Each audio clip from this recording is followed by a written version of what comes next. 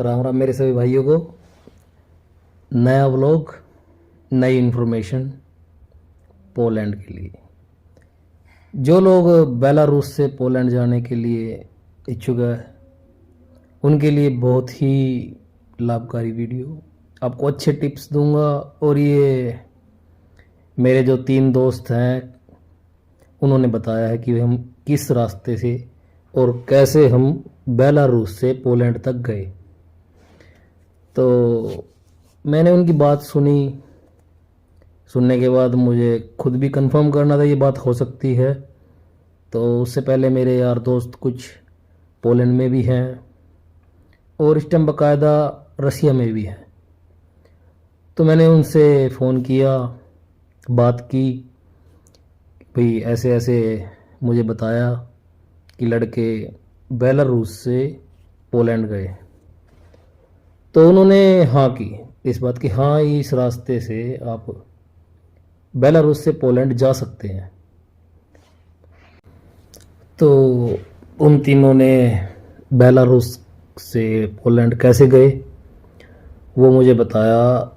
उनको इंडिया से एजेंट ने 20 दिन का विजिट वीज़ा दे के भेजा था उनको।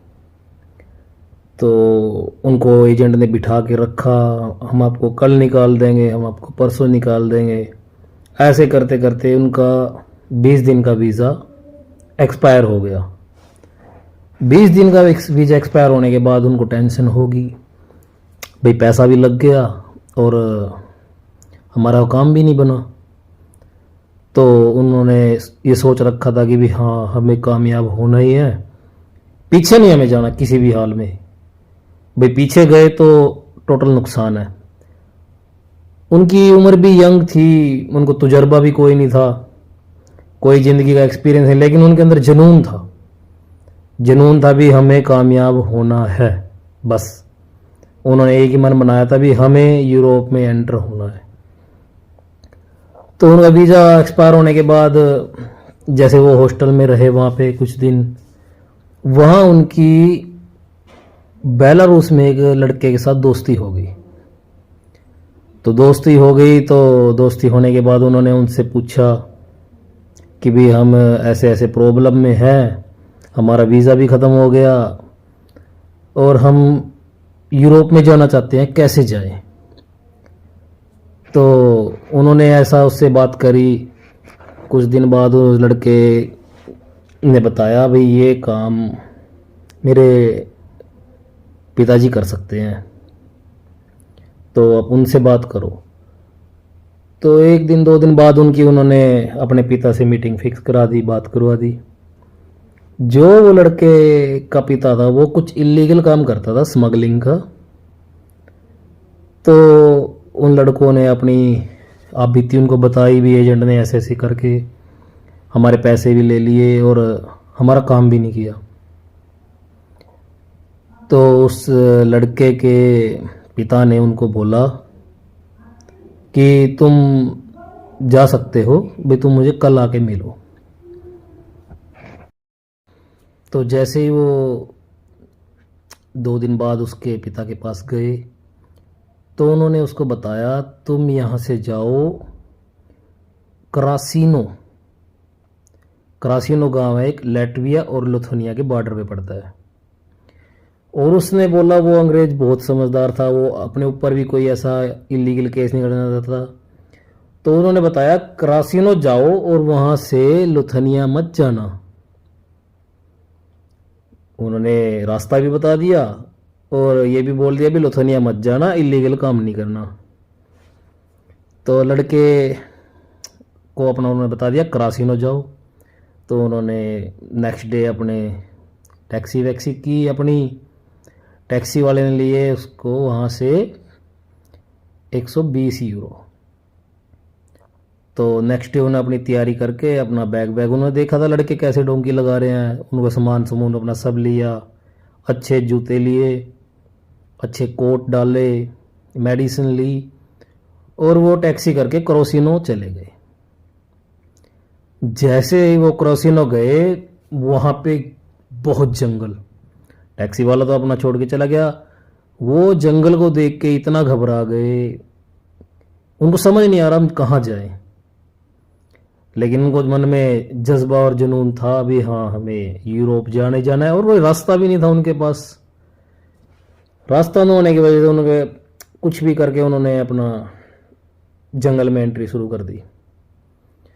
वहाँ पे उन्होंने मैप चेक किया, मैप लोड था उनका, तो जहाँ पर नेटवर्क था लैटविया वहाँ से था 2.7 किलोमीटर और लिथुआनिया वहाँ पे था 3.5 किलोमीटर बॉर्डर।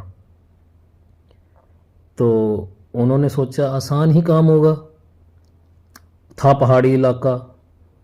तो जैसे वो चले उनका समझ लो शाम को चले और उनका पूरी रात निकल गई। पूरी रात में उनसे कुछ पहाड़ी पार हुए। वो 7 किलोमीटर का ही रास्ता उनको समझ लो 12 घंटे में पार हुआ। तो वो चलते रहे। वो वहाँ पे बिल्कुल बॉर्डर के ऊपर अब जंगल से निकल रहे थे, तो उस जंगल के अंदर कोई भी तार नहीं थी, कोई भी बैरिकेड नहीं, कोई भी जाल नहीं, कोई भी जाली नहीं। उन्हें ये पता ही नहीं लगा कि हम कब लैटविया के अंदर एंटर कर गए, उन्हें पता ही नहीं लगा। तो जैसे ही वो अपना लैटविया में एंट्री उनकी हुई तो वहाँ पे पहला गांव आया देदेलिश्की। देदेलिश्की नाम का गांव था, एक छोटा सा गांव है। तो वो यूरोप में तो एंटर कर ही गए थे, उन्हें ये तो पता लग गया था भी हम यूरोप में एंटर हो चुके हैं। फिर भी उनको ये डर था भी कभी बॉर्डर पुलिस पकड़े उनको वापस डाल दे, वापस पीछे बॉर्डर में फेंक दे या क्या करे। उन्हें फिर भी डर था इस बात का। तो वो वहाँ से चले। वहाँ से उनको चलने में 2 से 3 दिन उन्होंने और पहाड़ी इलाका पार किया। पहाड़ी इलाका पार करते हुए चौथे दिन वो मुरानी गांव पहुँचे।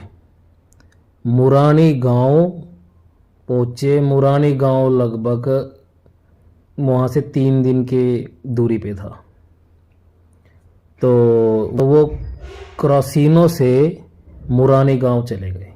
मुरानी गांव एक थोड़ा बड़ा गांव था। वहाँ पे वो एक दुकान पे गए, उन्हें एक दुकान मिली। तो वो दुकान पे गए, उन्होंने वहाँ पे कुछ सामान वामान लिया अपना। और दुकानदार थोड़ा बहुत इंग्लिश आती थी उसको, तो उसने इंग्लिश में उनसे बात की भी हम टूरिस्ट हैं, हम यहाँ पे माउंटेन करने आए हैं, हम यहाँ पे घूमने आए हैं। उनको अपने अपने बहाने बताए, उनको ये साबित कर दिया भी हम यहाँ पे टूरिस्ट हैं। तो उन्होंने दुकानदार से कहा कि भाई हमें यहाँ पे आ तो गए घूमने, हम यहाँ से वापस कैसे जाएं। तो वापस कैसे जाएं ये उस दुकानदार से पूछा। तो दुकानदार ने कहा यहाँ पर शाम को 5 बजे बस आएगी जो आपको दुग्गापिल लेके जाएगी। दुग्गापिल एक अच्छा बड़ा गांव था, तो जैसे शहर ही हो गया था वहाँ पे। तो दुग्गापिल के लिए आपको उसको शाम को 5 बजे बजाएगी, 2 से 3 घंटे थे शाम होने के। तो उन्होंने वहाँ पे जैसे सामान लिया तो उनके पास डॉलर थे। डॉलर से फिर उन्होंने सामान लिया, तो टूरिस्ट बोल के उसने भी है ना उनको पैसे यूरो में वापस कर दिए। यूरो में पैसे वापस कर दिए तो उनको और आसान हो गया कि भाई हाँ उनके पास यूरो की भी जरूरत पूरी होगी। तो बीच में उनको जो 2 से 3 घंटे मिले उन्होंने अपना ड्रेसिंग चेंज करके सेटअप अच्छा अच्छे टूरिस्ट की तरह बन के बैठ गए। तो 5 बजे बस आ गई। 5 बजे बस आने के बाद उसके अंदर चलता था पास उनके पास थी नहीं। तो उनके पास यूरो तो अवेलेबल हो ही चुके थे। तो उन्होंने बोला ड्राइवर को रिक्वेस्ट की भाई हमारे पास नहीं है पास और हमसे आप कैश में पेमेंट ले लो। तो उन्होंने उनको कैश में पेमेंट दी और ड्राइवर ने उनको दुग्गापिल उतार दिया।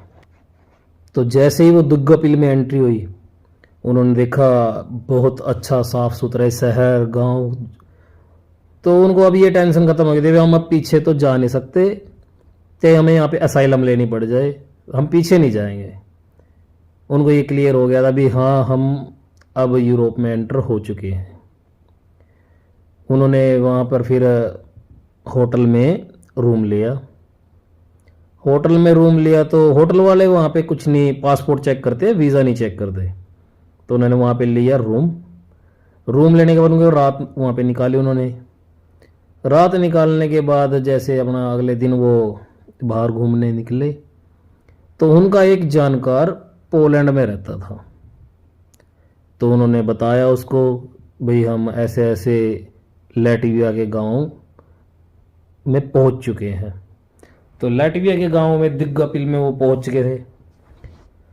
तो जो वो पोलैंड वाला लड़का था, उनका दोस्त था, जो किस्मत अच्छी थी उसकी कि वो है ना एक होटल में काम करता था और उसके पास वहाँ का लाइसेंस था।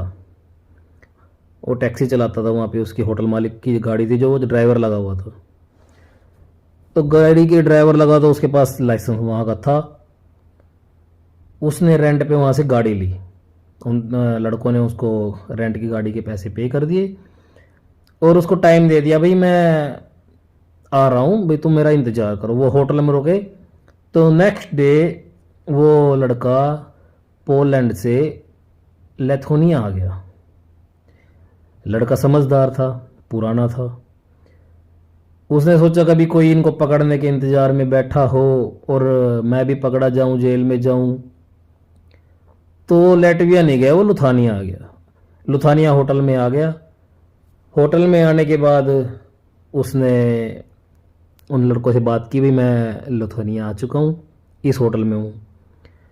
वहाँ पे उसने होटल वालों से बात करके अपना एड्रेस दे के उसको टैक्सी बुक करवा दी लैटविया से लिथुआनिया के लिए। उस टैक्सी वाले ने लिया उनसे 150 यूरो। 150 यूरो में वो लड़के लैटविया से लिथुआनिया होटल में चले गए। शेंगन बॉर्डर है, कोई ज़्यादा चेकिंग होती नहीं है, नॉर्मली इजी तरीके से चले गए। जाने के बाद उन्हें वहाँ उनको होटल में रखा एक दिन। उनको अच्छी तरह यूरोपियन ड्रेस में कन्वर्ट किया, जैसे भी रहना सहना था। वो लड़का समझदार था पुराना होने की वजह से। तो उस लड़के ने उसमें से 2 लड़कों को वाया बस जर्मन भेज दिया और एक को जो उसका खास था उसको अपने साथ पोलैंड ले गया। पोलैंड ले गया तो ये उनकी सक्सेस की कहानी थी। हिम्मत उन्होंने हारी नहीं।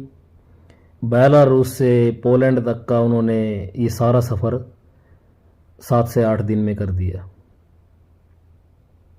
7 से 8 दिन में उन्होंने अपनी किस्मत को अपना सेट कर दिया कि हाँ भी लाइफ टाइम के लिए वो सेटल हो गया। उन लड़कों ने मुझे मना किया था भी मेरी प्राइवेसी रखी जाए, भी आप ज़्यादा क्लियर बता दो भी हम कहाँ रह रहे हैं कहाँ नहीं, कभी कोई दिक्कत ना आ जाए, इसलिए मैं उनका आपको एड्रेस नहीं बता सकता।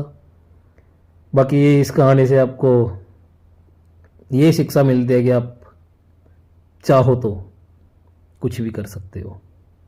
मन में इच्छा होनी चाहिए, मुझे ये कामयाबी करनी ही है, तो बंदा कामयाब हो ही जाएगा। तो ये रास्ता था उन लड़कों का। और आप सच्चाई मानिए तो इस रास्ते में उनको जो उन्होंने मेरे को बताया, सारा खाना पीना और उनका टैक्सी बस का खर्चा लगा के उन सभी का मिला के भी $2000 उनका खर्च नहीं हुआ। वो बहुत ही अच्छे तरीके से अब बिल्कुल सक्सेस अपना काम कर रहे हैं। जिसमें जर्मन वाले लड़के डिलीवरी का काम कर रहे हैं, वो कम से कम 1 लाख प्लस उनका इनकम है जर्मन की।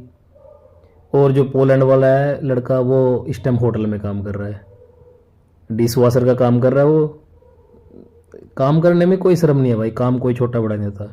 डिश वॉशर के काम करने में वो 80,000 70,000 रुपये महीना वो बचा लेता है। उसको खाना फ्री और रहना फ्री वहाँ होटल में मिला ही हुआ है। तो बात ऐसे है, जो भी काम करो दिल से करो, कामयाबी मिलेगी ही मिलेगी। ठीक है भाइयों, नेक्स्ट वीडियो में आपको बताता हूँ, कोई और अच्छी इन्फॉर्मेशन मिलेगी। राम राम।